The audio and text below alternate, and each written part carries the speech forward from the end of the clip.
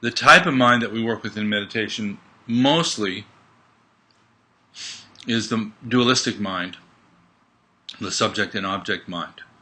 So in other words, we have some notion of our mind and then everything else. Even that duality could be like between mind and body. For example, our mind might say, my nose itches, right? So you scratch your nose. My back hurts, So it's really, if you look at who's saying that, it's the mind is saying that, right? Even the thought, my back hurts, is a thought that your mind has.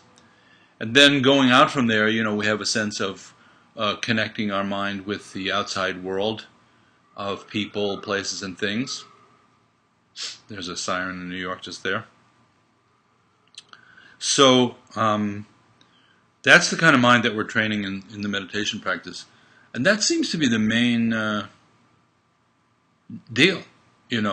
What we're dealing with a lot of the time is a feeling of a consciousness, our mind rippling and bubbling and reacting. Otherwise, there's not much happening, right? Pretty open space. So the mind, that dualistic mind, is communicating somehow from somewhere, connecting with other, and using the sense gates. So the first 5 consciousnesses we've talked about before are the 5 sense perceptions. We have a sense of seeing things, hearing things, and smelling things, tasting things, and touching things. And then somehow we put all that together into a cohesive picture of the world, and that's basically the 6th consciousness that's doing that.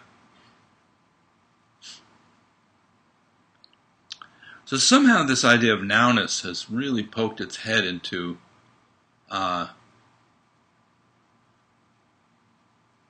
going to go out on a limb and say, when Asian culture or spirituality sort of poked its head into the West, that may be the head of the poke, is the idea of nowness and paying attention to that. So of course we think about Ram Dass and Be Here Now, and then all kinds of attempts to infiltrate Western culture with the principle of mindfulness, or the notion of paying attention, or a cohesive relationship, between the subject, which is our consciousness, and the object, which seems to be everything else. We take it for granted, and what's, of course, we've talked about before, is that there's a notion of self that's imputed from that. If there's this consciousness and then this sense of external phenomena relating with it, there must be somebody home, right, who's doing that. But it's, as we've talked about it repeatedly, it's very vague, our sense of that. It's not so vague that we don't get irritated if somebody challenges it, and it's not so vague that we don't get jealous if somebody else has what we think we want.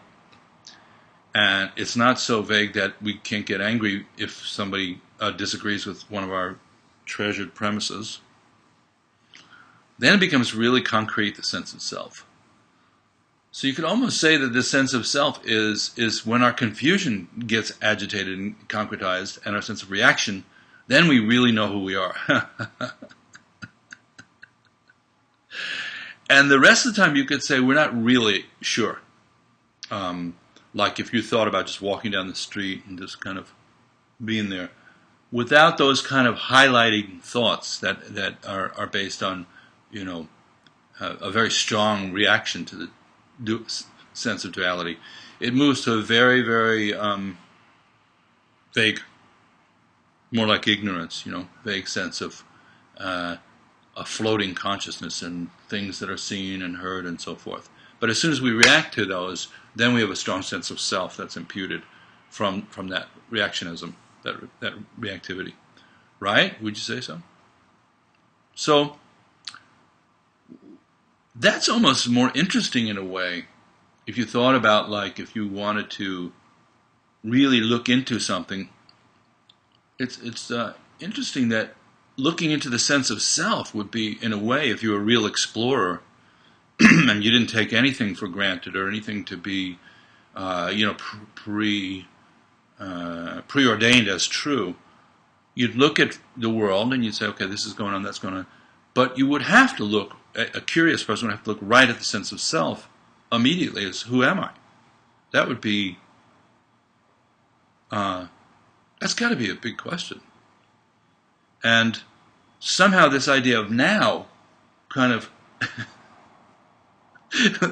you could say once you have the idea of who am I, then you go, well, when is it? When is it? And ironically, the stronger and clearer the sense of when it is, that it's very present, the less and less sense there is of who I am as this kind of fixed entity. It seems to take time to put together an image of oneself. We are ourselves over time, but in the instant, in the moment, if we really have a sort of clear flash, you could say, of present awareness, then who am I does not arise, actually. It's something called primordial awareness that's before the notion of duality has even come into it. So this is not the moving the pieces on the board kind of Buddhist talk. This is like cutting all the way through to how does time go? How does time unfold? And over time, we sort of develop a sense of a strong sense of self. But in the moment, it's very, very, the moment itself has a quality of non-duality. And that's why the great teachers, siddhas, they emphasize this point over and over again, to pay attention to the quality of being now. And I would say the confused version of it has been, I'm here now. But there's actually no I'm, there's just being here now. And also there's a notion that now is something solid that you could fixate on and kind of maybe write a book about or craft in some way. But actually, now is very elusive when you start to look at it.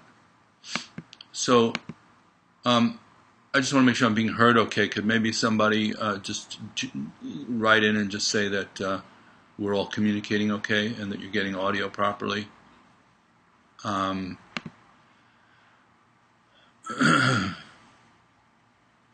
If you joined in recently, please open your browser again. Go to facebook.com/DavidNickTurn, and you'll see all these wonderful people showing up, all the regulars, and the questions coming up. Okay. So, yeah. So we see a lot of familiar faces. Okay, so, hi Megan. Good to see you too. Robin. All right. So we have a lot of our gang here.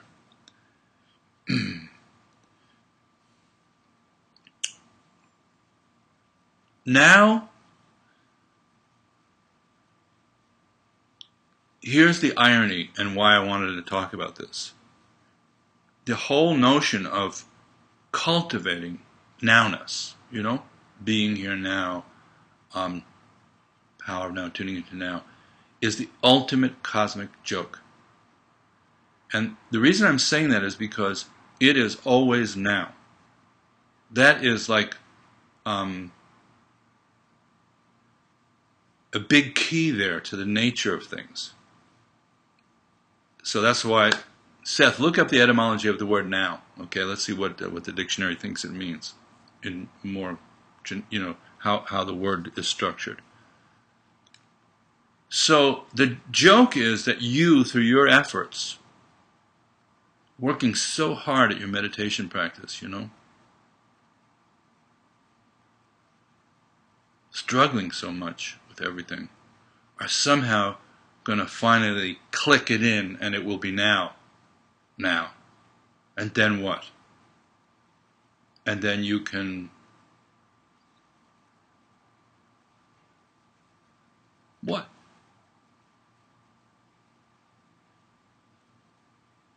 you can be where you already are. So, isn't that a joke? Do you see? I hope that some people write in and say that they get it. That the whole effort to be here now is the most ironic and kind of comical notion we could ever have.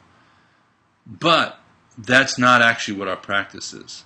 Our practice is recognizing nowness as an actual texture of awareness and bringing our awareness to the experience of being here now is a different story. And that's our only rub, that's our whole irony, is that we are here now, but we're not aware of it.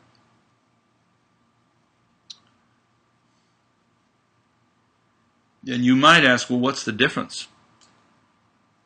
You know, if I'm already here now, why can't I just keep doing what I was doing?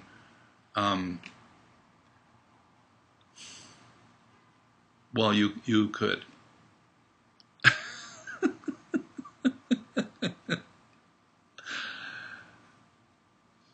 You know, you could just do what you're doing, and that would be fine. So this whole thing doesn't have to become this huge, monolithic, consciousness-raising zap kind of thing. What we talk about is simply connecting our ordinary awareness with the experience of being alive in this very moment. Because we have this little flip as human beings, as conscious beings, that we have a second dimension, which is our constructed reality. There's unconstructed reality, and then we construct our own reality on top of it. And it's a lot like, you know those paintings in the that they find sometimes in people's basement, and it turned out to be a Mona Lisa, or a Rembrandt, and on top of it is a whole nother painting. So let's just use that, borrow that as a metaphor for a minute. Here's the painting of the Rembrandt, which is what it actually is. Okay, let's just use that as a sort of reference point. On top of that, we have created a fabrication, a second tier of maybe a nice John Nagy landscape, or potted plant or something like that, or a scary scene, kind of a nightmare type of scene, or a really sweet, cute scene. We've painted that over. We have that capacity because we have so much imagination. That's part of our makeup. That we can fabricate an entirely separate reality and superimpose it on the one that we're actually in. So I want you to think about that and think who here is guilty of doing that, of creating their own reality on top of the one that actually is. I'll give you an example. It's raining in New York today. Not everybody here is in New York, but it's raining. Somebody could say, oh, it's, shitty weather today. And that is completely false. It is actually just raining. You could say there's water coming down. And even then you could say, calling it water is probably saying more than you need to, but it's relatively fine. But on top of that we go, I hate the weather, it's muggy, I feel so crappy. All that stuff that we do, that's painting the John Nagy on top of the Rembrandt. Reality is kind of already has certain qualities to it of being very vivid and luminous and clear and accurate. Rain is accurate. It never falls up. So on top of that, we have all these other layers of what let's call, for the purpose of tonight, fabrication. What we've fabricated. And I want you to really think if that's true or not. I mean, I'm not so much exactly reciting chapter and verse here tonight as talking from personal experience of how it seems to be, how things seem to happen. Dharma means describing things as they are. Right? That's the Dharma. So, since we have such a great imagination, and I think if you think of it from the point of view of a kind of enlightened perspective, it's cute what we do with our world and how much imagination we wield to paint over the painting and add these layers and textures into our experience. But sometimes the way we do it creates a kind of illusion of tremendous pain, attachment, aggression, dissatisfaction. So in the painting, over the painting, we create the First Noble Truth. We create a kind of, by removing ourselves from the sort of core reality, the basis of it, we create a second tier, which has some kind of inherent twist to it, of being, it's like one of the colors in the paint is called dissatisfaction. I'm doing this because I don't like it the way it is. You know? So all our kleshas, all our upheavals and stuff, basically come from rejecting reality as it is. That's, and how does reality express itself? Reality has a permanent quality to it of being now. You could say being here, it's a little trickier. But in terms of a dot, of placement, reality is placed now. We can't touch it any other way. In our imagination, we can think, in 10 years I'll be doing this and I'll be doing that. But we might be dead in 10 years. So we are projecting, and that's imagination. But in the dot of nowness, we experience things exactly where they are, how they are, as they are. And it's extremely delightful, actually.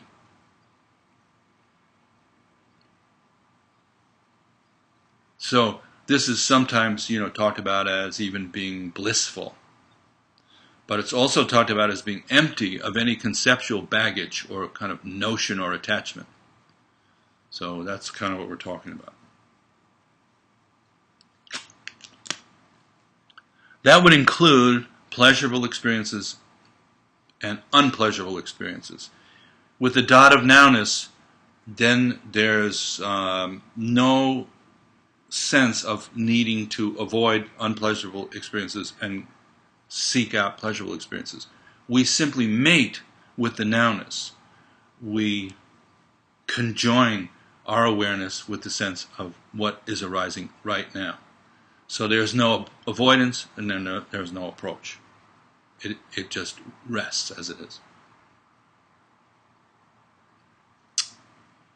I want to see if anybody's talking here.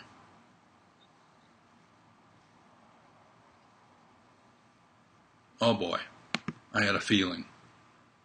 Sometimes I have that feeling like, okay, the phones are lit up here.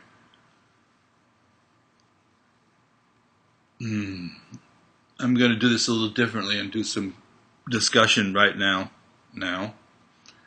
Later I might say a few more things, and then later will be now when we do that. Seth, now is from an old English word, new. That's funny, but that's not the etymology of it. Could you look again and see what is derived from? What does it mean? What does new mean? Why are we saying that word to mean that thing? That's etymology. Okay, so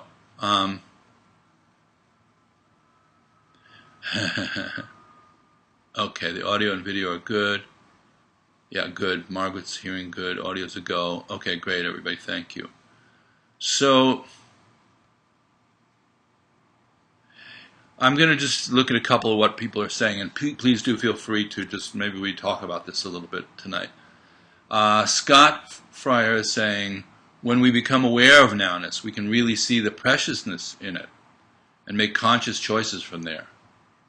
We're all marching toward old age and death. Marching? I'm not marching toward old age and death. I'm being dragged along, If I could march, I'd march in the other direction.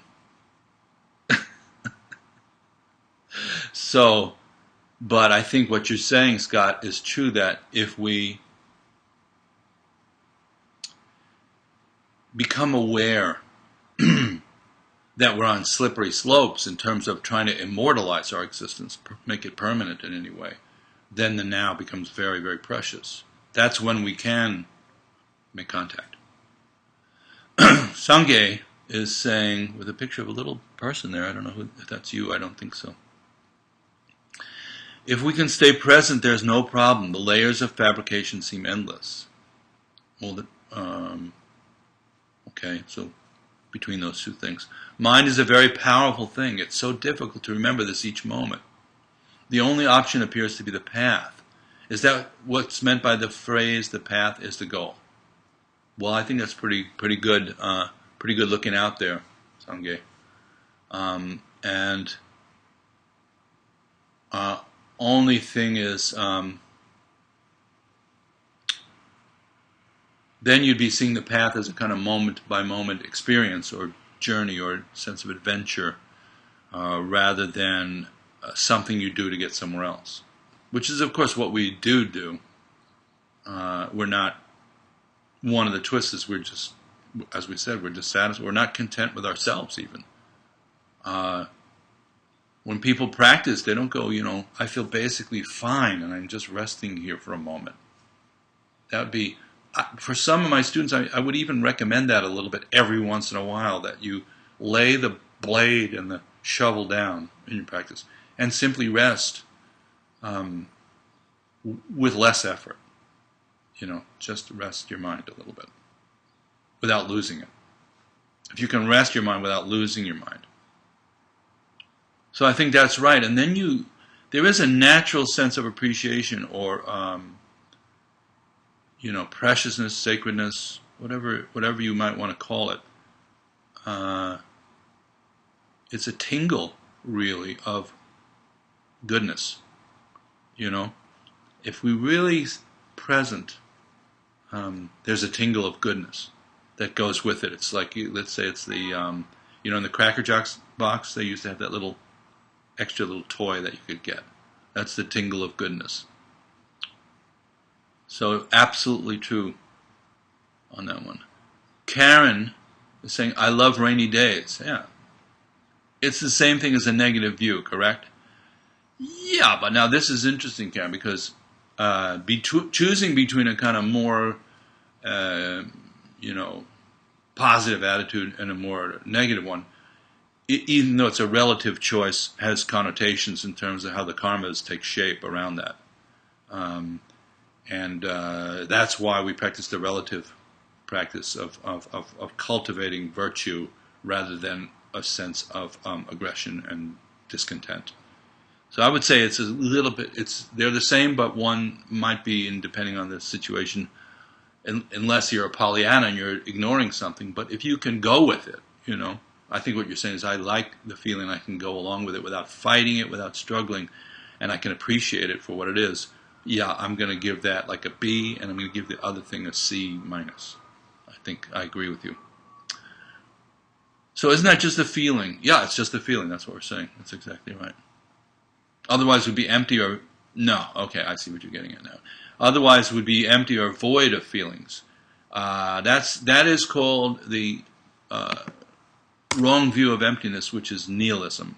The other one is eternalism. Mistaken views about reality, not about emptiness. So it is, when you talk about empty, it's empty of any fixed, self-existing, independent thingy, like self itself or a particular calibration. But it is full, and that's why we go, form is emptiness, emptiness is form. It is full of all the inherent, vivid, apparent qualities that it manifests. So that's why if you say emptiness is only empty, you have become a nihilist. But if you say emptiness also is form, then you're understanding that emptiness, that kind of emptiness, is, even though it may be empty of conceptual notions and fixations of all kinds, it is full of itself as in its natural state. So when we say a flower is empty, it may be empty of our conceptions about what blue and red are and whether it's in season or out of season or open all the way or rotting, all those things. But it is full of the vividness of it, of the experience. And when we remove some of those filters and veils, we have a kind of almost like shocking, and many people have described this, that the sense perceptions blaze in emptiness. It's not like a dead gray world. And that's why when you see all the Tibetan Buddhist art and stuff, it's blazing with emptiness. It's like all the colors and everything is very expressive, but it's not fixed in the way that we're used to thinking of things as being fixed. So let's see what else people are writing in. Margaret, so in the now, what do we do with moment-to-moment reaction? Just constantly letting go. Touch and go. I think touch and go is the full cycle, Margaret. You touch it and then you let it go. That's what everything is doing in this world we're in. That's what the seasons are doing. That's what the weather is doing. That's what the whole universe is doing. That's what our human life cycle is doing. We don't just go, well, there's no point in being a teenager because it's empty. We touch in on being a teenager and then we don't hold on to it because then we become a young adult. Then we touch in on being a young adult and then we let go of it. So that, to me, the art is not just letting go, but having good touch, making good contact, but without grasping. So it'd be recognizing the difference between contact, grasping, and letting go and trying to get rid of something. So on one side you'd have making contact, good. Grasping, not so good. On the other side you'd have letting go, good. Trying to get rid of it, not so good.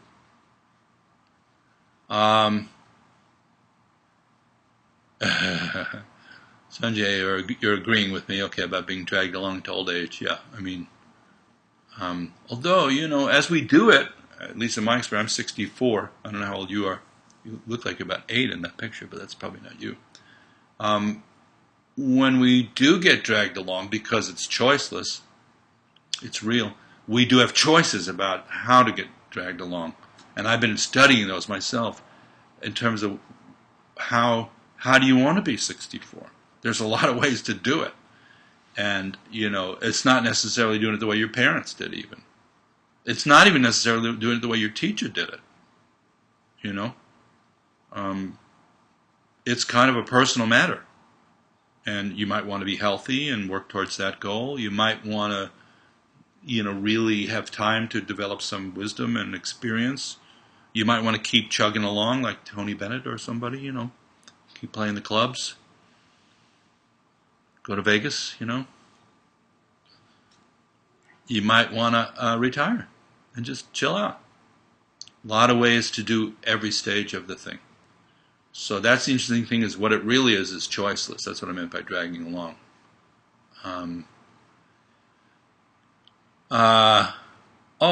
Sanjay, you're in Nova Scotia, I see, at the community college. Okay. And that I don't know if that's a picture of your offspring or who that is. Kathleen Sullivan, I like the idea of painting over the painting, but I get caught up in the Rashomon problem. For those of you who don't know Rashomon, it was a Japanese movie with 5 different points of view about a homicide that occurred, and they never resolved it. Just like the Japanese, they never resolved it. So it's sort of like this case that's happening in Florida now, because if only the 2 people are there, well, that's even worse because one of them is not with us anymore. But let's say 5 people experience this. You hear each of the 5 versions, you're not going to know which one of the versions is true in the sort of Western resolve sense. So in this Rashomon problem, I'm not sure I want reality as much as I want to stay open to the wholesome, compassionate alternatives. Well, that's fine. That's why you have an imagination, Kathleen. That's exactly why. You can imagine whatever reality you want and then try to conform it. The only problem with that is reality, the one that doesn't is not fabricated by you and you can't conform, will keep poking. It's almost as if like you held up a painting on a piece of paper that was just the way you wanted, and then reality just pokes its finger through it. And those would be things like, for example, I want to have a very healthy, positive old age, and then you get sick or something like that. You can't control everything. So that's a funny take there. So what you want is not the ultimate point of what we're talking about today. Or that's our delusion. If you want my opinion, our delusion is somehow that what we want is the top issue on the totem pole. And somehow that's how we'll control reality. But I think that's not necessarily true. So we can have, people can chime in on that if you want. But staying open to the wholesome and compassionate alternatives to reality is better than staying open to trashing other people's lawns and spewing our vitriol onto innocent bystanders. No doubt about it. So let's see what else everybody's talking about here. One thing that Margaret told me today is that, and I think other people have said that, some of us feel we don't have a Sangha at hand. Of course, look, the best of the best would be we're in a room. Let me tell you what I think the best thing would be. We're at some beautiful place like Sky Lake Lodge, or a retreat center of some kind, or even in the city at Om Yoga or New York Shambhala Center. And we have a weekend to sort of work through some of these things.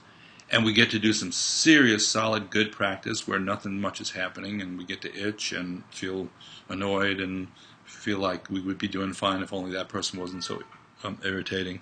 And maybe we think that person's kind of cute or whatever is going on. But mostly space, space, space. Then we gather and we talk about this kind of stuff, and we get to look at each other and eat a meal. That's the best. I never experienced anything better than that. However, people saying that they feel like they don't have access to that because of where you live and things like that, and that this kind of communing is viable is very good for me to hear, because that's what I hoped for by putting it together. I thought that might be the case. Or just we like our gang of people on virtual, and we're virtual kind of people. So, Sanjay, you're 42. Oh, it's a picture of you when you were a child. Okay. Sweet. Sweet. Okay, Seth. This is a very Seth-like question. How come we spend all this time? Well, first of all, a lot of these people do not spend that much time doing this, Seth. You are one of the dedicated maniacs in the group. But assuming, let's say, that you you spend all this time, or some other people do, meditating on the present moment, if it's unavoidable. Well, I think this is exactly the point. We are not meditating on the present moment.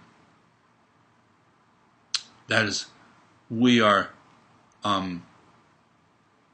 already in the present moment. We're meditating on being aware of it. And that is called, in the traditional text, recognition. Recognizing.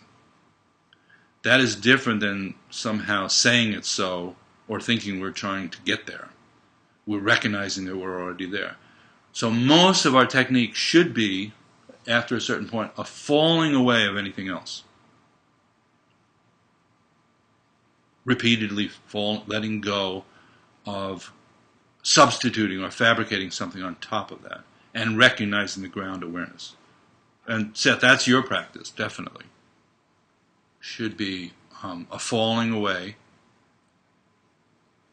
recognizing the kind of fabricated layers and levels, and letting them go, and resting the mind. And the reason we do that, if you want my opinion, is if you're putting us together and saying it's a group and we're all doing that, is because we've strayed, we've wandered from our ground awareness in terms of where we're placing our attention.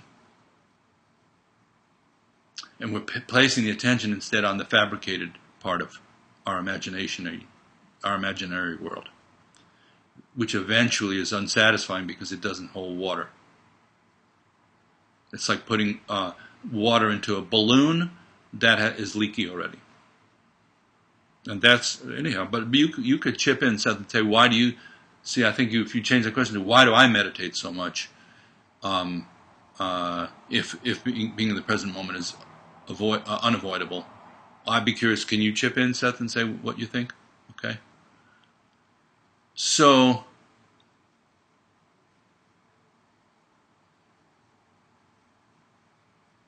Alan. Hi, Alan. We're due for a visit. So, David, is it correct to say that our suffering begins when we evaluate, judge the present moment, and begin to place more credence on our view than what is actually happening?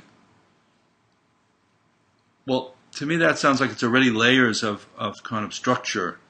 I want to see if I can just reformat that.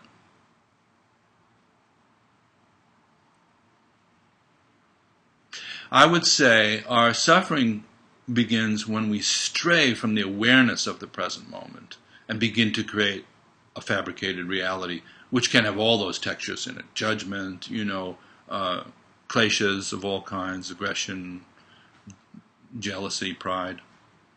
But the first act is straying or falling away from the sense of just awareness being a natural thing that's already happening.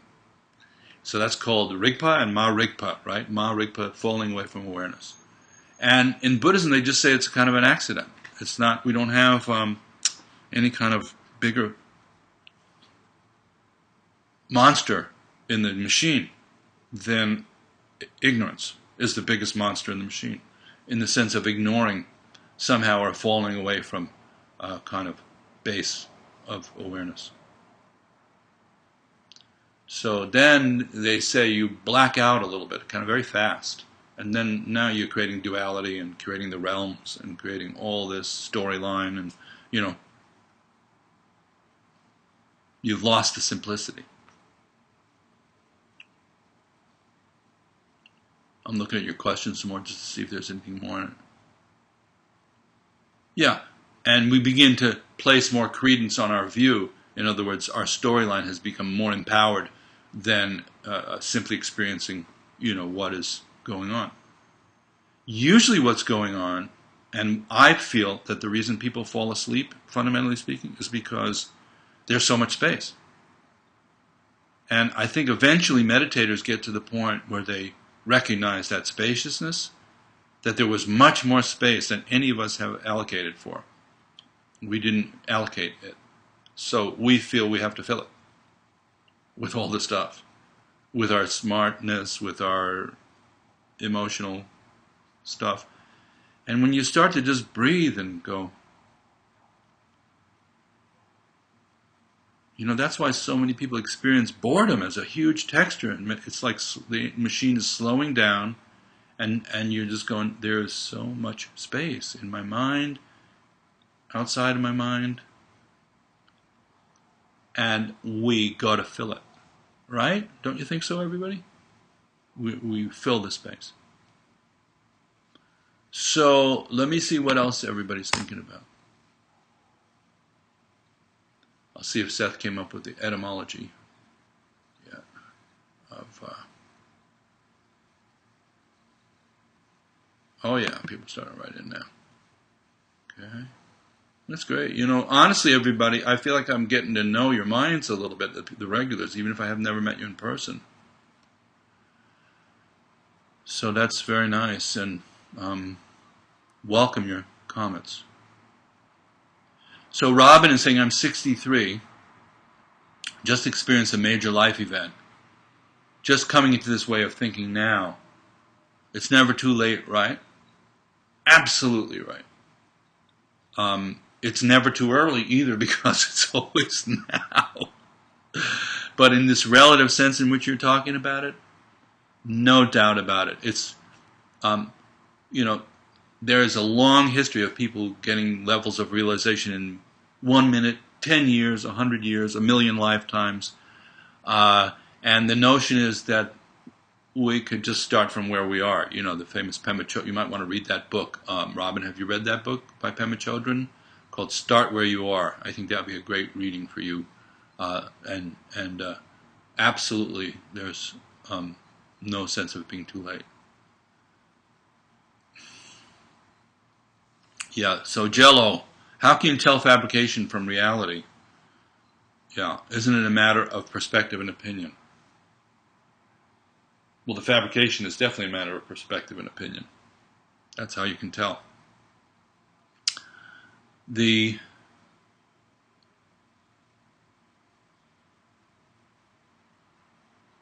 quality of what I'm talking about here, reality in the sense of what we're talking about here, is unfabricated. So from that point of view, you could say it's like telling the difference between whether somebody has clothes on or not. If they don't have clothes on, then they're naked.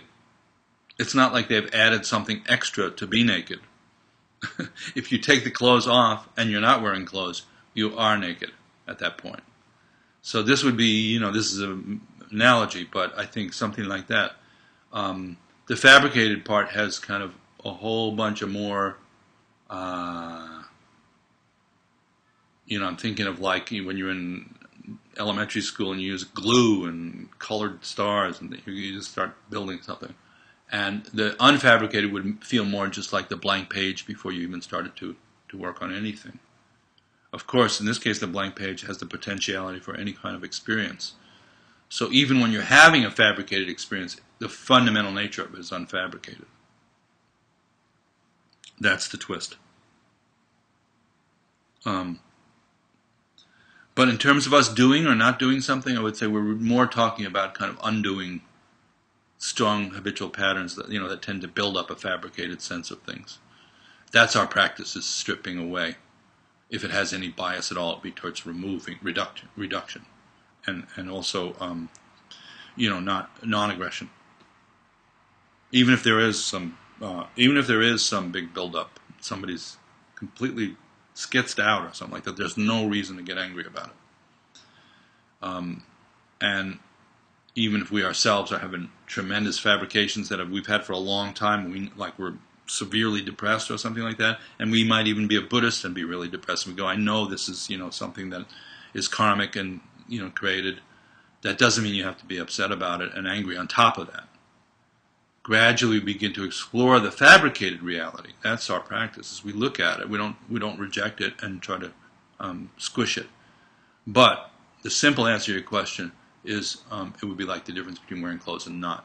And we're talking about if you reduce, then you end up with the kind of more unfabricated aspect of things being just there. So something like that. So Patrick in LA. Gee, I haven't been to LA in a long time. Usually I go there 3 or 4 times a year. Maybe next year. So are these emotions and conflicts strictly part of our fabricated reality and not part of reality itself? This is why you got to love Buddhist dialogue, right?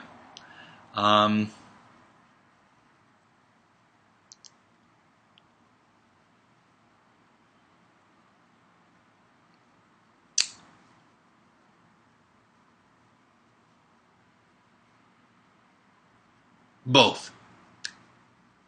Yeah, of course they're part of reality itself because it's happening.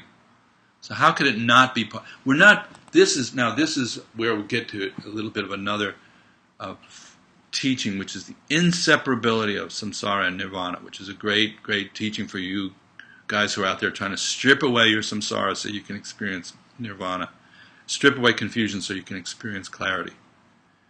The notion is that they're interwoven, interlinked, different expressions of the same underlying suchness, So if somebody I'm visualizing somebody red in the face because they're so angry, and the blood vessels get, they're literally doing like this and their head is completely red. Of course it's part of reality. And it's also fabricated. They could wake up from that in 1 second and go, even at a relative level, somebody goes, yeah, I was mad at this other person. I thought you were him. Has that ever happened? That's happened to me. You get completely pissed off at somebody, and it was a case of mistaken identity, because they you didn't remember them that well, and You go, you did this thing to me, and, it was maybe 20 years ago, and then you look at them and you go, the other person walks across the room, and you go, actually, it was that person. So, of course, it's fabricated.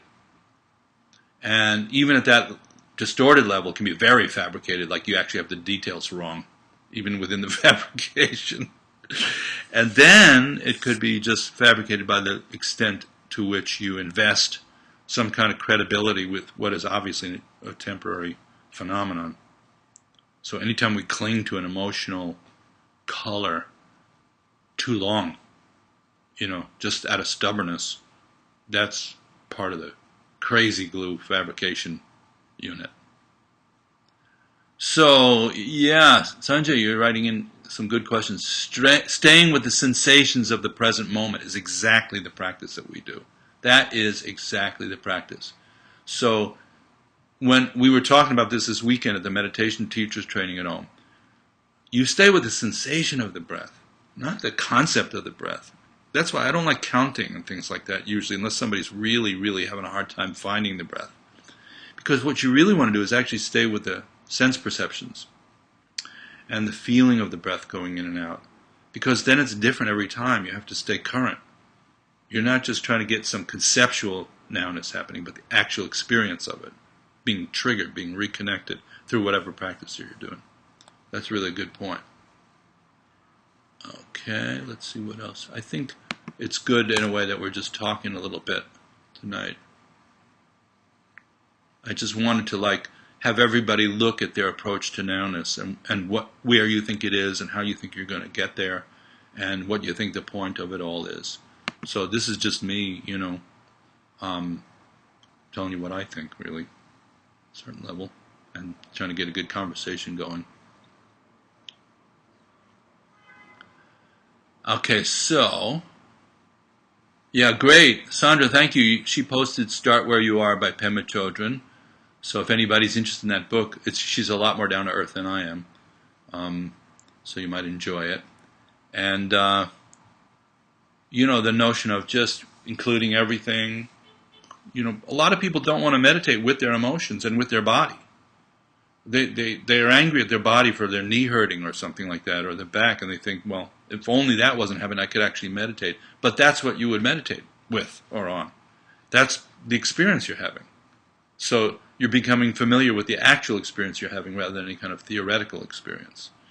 And people go, oh, if only I wasn't, so agitated I could meditate. But so just meditate with that.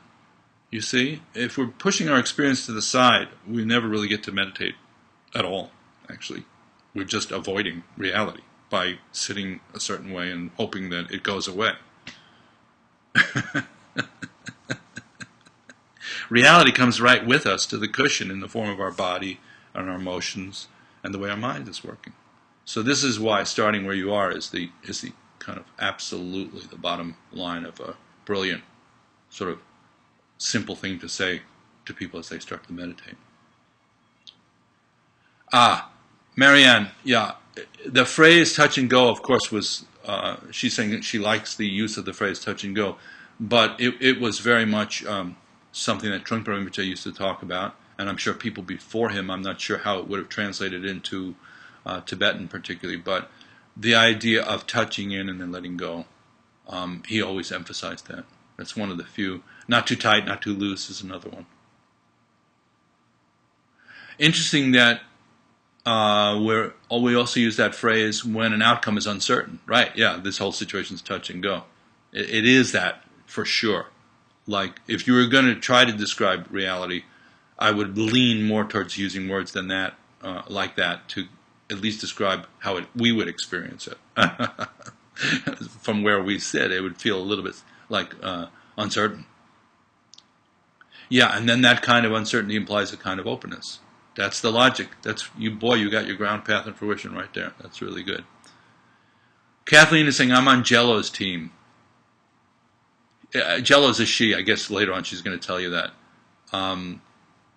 I very much like... Wait. He said it better than I did. Jello said it better than I did. How do you know if it's fabricated or not? Does it matter? Is our practice toward removing as much fabrication as possible?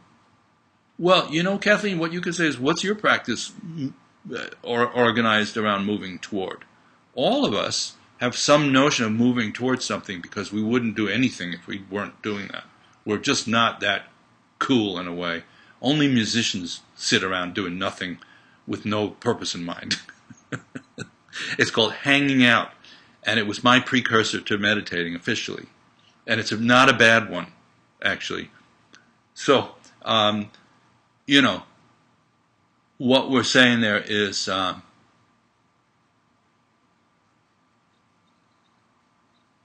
does it matter? Does it matter to you? Would be the question. I kind of like the idea of stripping away. In my interactions with people, I like it when it gets simpler and more direct. And sometimes humor does that. Sometimes affection will pull us in that direction. Sometimes the poignancy of the exchange. But I feel I'm moving towards simplicity and directness and appreciation and compassion. That's what I want my practice to lean towards. One of those things.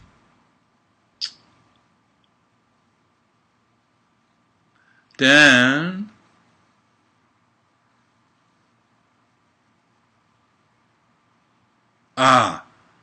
beautiful, Scott. There seems to be more of a sense of dignity and meaning in doing menial tasks, with this awareness of nowness. And what I would refer you to is Japan, the entire culture of Japan, the footprint of the Buddha, Zen, Buddhism altogether, mindfulness altogether. Mindfulness absolutely elegantizes the world. Because when we are interacting with the world and not paying attention, there's a kind of disturbing quality to it. And it's not that easy to really be attentive to menial tasks. A lot of us weren't trained that way, and we want to create some kind of alternative thing. But when you go practice, like if you go to Karma Chilling, you don't get to watch television while you're eating. And you don't get to, listen to the radio while you're washing the dishes. And it's considered a practice, or if you're gardening or something like that. So if you lean towards the practice environments that people have created, they're definitely going to include this idea, Scott, of what you're saying. And it's really a good point you're making. And a powerful part of the training that Buddhists are into. Yeah, Joel, the Emperor's New Clothes, that kind of notion, yeah. Patrick, yes, David, we miss you. Well, I'll come out if there's something to do, It's a long way to go just for a swim in the Pacific, but I am working on a project that might bring me there, so I got my fingers crossed about that. And I, sure enough, including you and everybody at the Shambhala community there, have so many dear friends out in LA. And of course, the crazy entertainment business, of which I nominally am still a participant in that arena. Not so nominally, actually tangibly. So yeah, let's get to LA together. Let's do something. Robin, thanks for the recommendation. Have read When Things Fall Apart recently. Never too early, much better way of thinking. Yeah, never too early. Good. Yeah, okay. Joel is an unfabricated she. That's funny, Joel. You're in the bob. You're flowing along with the crowd here. So let's see. I think we'll see. We're almost getting to the end of our time together. This time, it's just too much fun, really. As I'm saying that, Karen's saying I think we need 90 minutes. So that'll be 60 minutes this weekend, the first 30 of next week. I think other people would.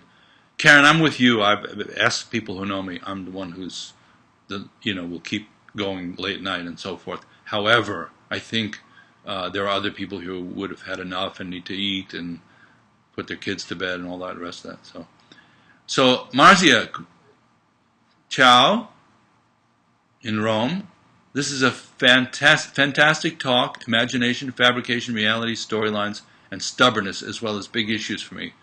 Thank you. You're welcome. It kills me that you're in Italy and I'm not. So what I would say to you is enjoy every minute of it. I know the economy's falling apart, but it's falling apart here on some level too. But man, you guys have the best food and the best art and everything. Italy's, I don't know if you have this expression there, but Italy is the bomb. You know, it's just the greatest. It's an amazing culture. I love it. So thank you. I'm glad the talk is good, and I hope, I know your English is pretty good, so if there's any questions, you can always email me. Hey everybody, if you want to talk one-to-one, just email me at davidnickturn@gmail.com. That's my email address for this kind of stuff. And I've got I feel like it's like the old guy in the park that has 10 chess games going on, and I'm going from table to table and talking to people about practice and sharing ideas and stuff. And so please feel free. I'll do it up to the point where I can handle it, which so far is not a problem. And then if some of you are one-to-one with me, which is a different type of situation, if you feel you want to work more in depth, you can just lob an email to me at that address, and I'll tell you about it. And also, probably most of you know, all these talks are archived, so you don't have to miss any of them. You can catch up on them if you want.